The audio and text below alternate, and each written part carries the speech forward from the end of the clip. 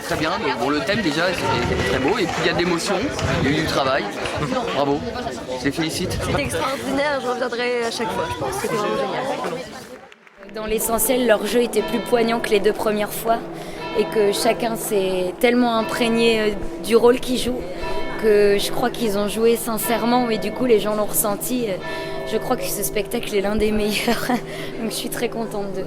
Ils ont fait un truc formidable ce soir. Alors Post-Scriptum, c'est un spectacle sur la guerre de 14 et en fait les lettres qu'on lit dans la pièce, ce sont des vraies lettres qui ont été envoyées entre le front et l'arrière. Et c'est un spectacle qui est vraiment un devoir d'histoire en fait.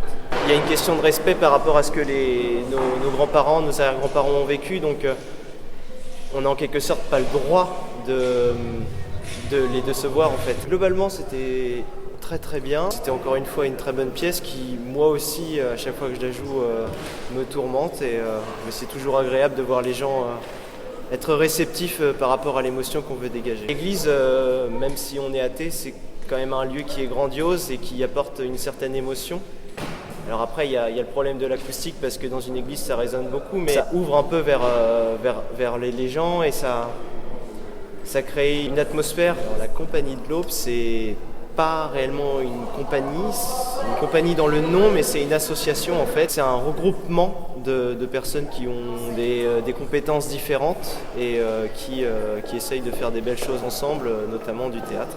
Du coup, je me suis retrouvé dans une pièce sur Carmen, réintégrée dans la guerre d'Espagne, dans la guerre civile espagnole en 1938. Il n'y a pas d'hommage cette fois-ci, mais c'était un beau spectacle aussi. Et du coup, de fil en aiguille, j'ai rencontré des gens qui m'ont dit viens jouer avec moi, etc.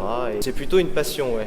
C'est plutôt une passion. J'ai pas forcément envie d'en vivre, mais jouer avec des amis et jouer sur des thèmes qui sont forts, c'est super intéressant. Après, il y a une question d'entraide, une question même d'apprentissage de texte qui est intéressante et une question d'essayer de transmettre de l'émotion à des spectateurs.